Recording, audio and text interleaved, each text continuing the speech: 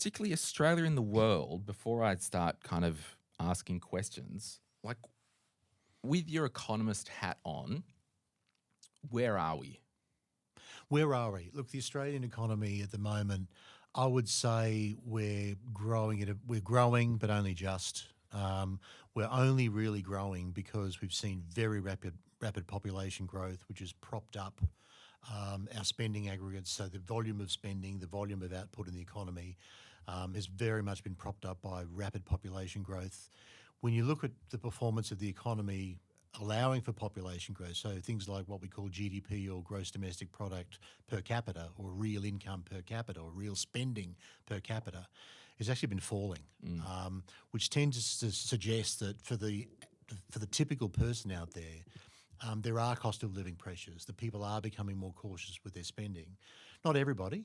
There are still clearly people out there with plenty of money to spend, but the typical consumer out there, anyone who is relatively young, anyone who is renting or looking to rent, anyone who is relatively early in their mortgage journey, if I can put it that way, is particularly feeling the pinch. Older Australians, particularly with a reasonable retirement balance, are actually enjoying a reasonable standard of living at the minute. Partly because superannuation returns have generally been pretty strong for the last decade or so. But, there's still a decent amount of economic pain out there. How do we know what is actually real and going on? Because we're pretty much in an elections campaign right now. Like, it's unofficially started. Correct. And I saw Mr. Chalmers, Dr. Jim Chalmers, our treasurer, on the news, I think last week at the time of this release, and it was this big flap song and dance that we getting inflation back under control, building and construction, it inflated by 40%, and now it's back to, I'm being a bit dramatic, to 3%, so it got under control. That's cute, but it hasn't reduced 38%. Like, the inflation has arrived and stayed. Yeah, and again, it's the difference between changes in the level of prices and the rate at which they increase. So inflation is, by definition, the rate of change in prices. Yeah. And so even though inflation has fallen quite significantly, it still means that some prices are going up. They're just not going up at the kind of rate they were. The key way to assess this is not so much to look at inflation by itself or the price of things by itself, but look at the ability of people to cope with that.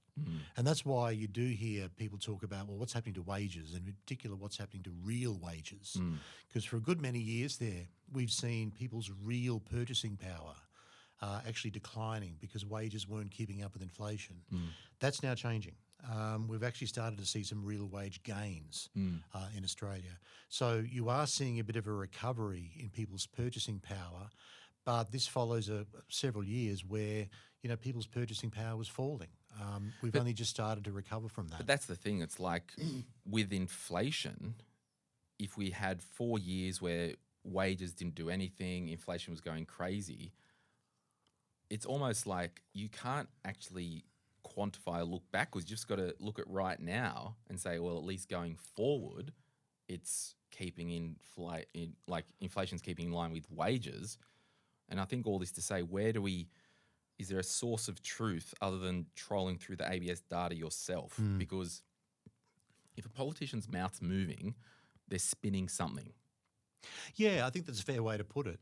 And a lot of what we've seen in Australia is not been unique to Australia. You've seen a surge in inflation all around the world, or at least most parts of the world. So all the major economies have actually seen this massive inflation surge. You've also seen declining real wages in a number of economies as well. So this has been part of a global phenomenon. We came out of COVID, we had the war in Ukraine, and those two factors combined drove up the price of a whole range of things. And coming out of COVID, it took a bit of time for the economy to sort of get back on its feet again. And there were still lots of shortages, both of labour but also of raw materials. The good analogy of, when you come out of a crisis like that and you're trying to get stable again, or you're trying to get back on your feet, it's like trying to merge into freeway traffic from a standing start. You hit the accelerator and you're kind of skidding around a bit, and you're not really under control. it takes a little while before you actually get the car under control and then you can merge into traffic. That's kind of what the economy's been through. And it's not just been an Australian thing, it's been a global thing. So there's not really that much, to be honest, the politicians really could have done about it. It really was what it was. Yeah, and that's the RBA have a target of 2 to 3%. Yeah. Why is it 2 to 3%? Or so that means obviously some inflation is good. Why don't we want the target at 0%? We don't want a target of 0%, partly because, if you're trying to get inflation down to zero, there's a risk that if you overshoot and end up with, say, deflation, that's actually in many ways worse, because then you end up with being kind of like Japan for much of the last 20 or 30 years. And the reason I say that is there's the risk that you get into something called a deflationary spiral, where people stop spending. If people start to expect that prices are falling, it means, well, why should I buy stuff today? I'll wait till it falls in price. Right. And that means that because people aren't spending, prices fall further, and it keeps kind of snowballing. You end up with a depression if that's the case. Yeah. So a little bit of inflation in order to sort of manage that risk is no bad thing. A little bit of inflation does sort of help sort of grease the wheels a little bit. But what we've also seen is that we have seen sharply higher inflation. And for a lot of people, and I think a lot of people on this podcast, when it comes to inflation, this is their first rodeo. The way I like to describe it is that, if you first became aware of the economy or aware of money at any time after, say, 1993 or 1994, right? Now, when did you first become aware with money? Sometimes, for some people, it would have been when $2 coin was under your pillow when you lost a tooth. It might have been when you started your first job at Macca's or wherever. But whenever that was, if it was after 1993, you've never had to worry about inflation. It just wasn't on your radar screen because inflation was generally very subdued. So this has become a massive shock to a whole generation of people who haven't seen inflation before. And you've seen it had a major impact on the US election, and it's probably going to have a significant impact on this election in Australia. Just on, now that we've kind of, opened the door to the inflation chat,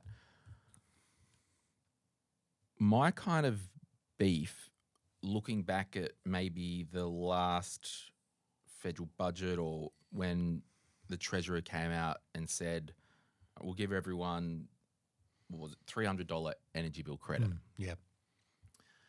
To me, it looked like there's a bit of politicking there because the government can potentially artificially reduce that line item in the inflation figures. But when the $300 credit dries up after the 12 months or whatever, are they back in power? And I don't want to have a tinfoil hat too much, but I will. Like, if they get back in power, well, they're back. Like, I don't know. It seems like it was a bit of cooking the books a little bit. Well, I think the way I would describe it is this. I think the political pressure to be doing something to ease some pain out there, particularly from energy bills, the political pressure was very intense. But balancing that political necessity with another necessity, which is to be seen to be responsible economic managers, to release the purse strings enough to be seen to be doing something, but not to be splashing so much money around that you're having a major impact on the Reserve Bank's thinking, for example, that you're overstimulating things. Getting that balance right is a massive challenge. Now, you're right. Those energy rebates did actually serve to reduce measured inflation. But they weren't sort of hiding it. The fact that we're talking about it suggests that people know that that's what happened. Yeah. Right? So it's in the data. I think if I look at that political calculation with an economist hat, you're kind of hoping that, all right, I'm doing something to address cost of living. I'm making it easier for people to pay their power bills. I'm bringing down measured inflation. And rather than inflation just rising again when that drops out of the figures, I'm hoping that inflation or the rate of increase in prices of everything else continues to fall so that by the time those wash out of the figures, the overall figures will still look all right. What do they say when they say headline inflation? What does that mean? Yeah, the way they calculate inflation is you're looking at something like 80 to 80. I think it's about 87 individual categories of spending, but you're talking about the prices of hundreds or thousands of individual items that they gather on a monthly and quarterly basis, and they aggregate the prices of those items, goods and services, up into an index, and just they weight each particular category of spending based on how much people in a typical household spend on that. And they come up with a weighted average increase in the level of prices. Okay. The full set of prices they calculate is what's called the headline inflation rate. So that's the price of everything. Because if you didn't, like so we looked 2 years ago when kind of we're at the peak of 7-ish, if you weren't doing international travel, if you weren't building a new house, if you weren't renting, was inflation a problem? Well, if you were using electricity and using gas to heat your house or to cook, it was a problem. If you were going out, even to get a cheap restaurant meal or takeaway food, it was a problem. You also saw a bit of a shock to world food prices as well that came out of the war in Ukraine. So it wasn't just things like international travel and the like. It was a bit more broadly based than that. And this is why, but one of the other things I draw on for this conversation is the difference between headline inflation, looking through the headline measure and saying, okay, sometimes that headline measure can be bounced around by particular things that are genuine one-offs. There might be a one-off spike in the price of food because of floods or because of drought. But once weather conditions change, those prices will come off. So if I'm the central bank and I'm worried about inflation, I don't want to be jumping at shadows. I don't want to be jumping at, oh, gee, that price has gone up, but I'll better raise interest rates because of that. You need to look through those sort of things. And this is why a lot of the conversations is around what's called underlying inflation. So this is where the Reserve Bank looks at a range of measures which basically tell us, look, if I strip out some of the real outliers, what's happening to the rate of increase in prices for most stuff that we buy, to try and get a smoother picture of what's actually happening to inflation out there, ignoring the kind of noise. And that's why the Reserve Bank tends to focus on those sort of measures. Now, those sort of measures are actually higher than the Reserve Bank's target. As you mentioned, those energy rebates have helped drive headline inflation back to sort of towards 2%. But the Reserve Bank knows that that's a temporary feature. They're looking at underlying inflation. They're looking at what inflation is expected to be over the next 2, 3, 4 years, rather than particular short-term policy-related moves like those energy rebates. Yeah, I thought it was particularly interesting when the government moved on the previous governor. Was it Philip Lowe? Philip Lowe, yeah. Sure, he said a pretty wild thing like, nothing's happening here for 3 years, carry on, kids, and then... but that aside, it's mainly politics because it's the board of the Reserve Bank. There just needed to be a scapegoat, right? And you don't have to comment on that. But no, I can't really comment on that. But one thing I would say is that, if you had Michelle Bullock in charge instead of Phil Lowe during that period, would interest rates have been different? Probably not. Well, and that's my point. Correct, Exactly. yeah. Michelle came from being deputy governor of the central bank, and she was at the table. She was absolutely at the table, and she's been at the bank for many, many years, and is a really well-respected member of the bank staff for many, many years. She interviewed me for a job once years ago, but a very well-respected economist and policymaker and leader at the bank. But would interest rates have been any different? No, they wouldn't have been. So, why was the change? You'd have to ask the Treasurer about the underlying motivation for that. But I don't think that policy outcomes would have been a great deal different. The other thing I'd say, putting aside the sort of education challenges, the communication challenges of, explaining what you think you're going to have to do with interest rates. The central bank in Australia was really facing the same kind of problems that a lot of other places were. I think a lot of central banks misread the inflation story, were caught very much by surprise by just how quickly inflation rose, and therefore they got caught a bit flat-footed.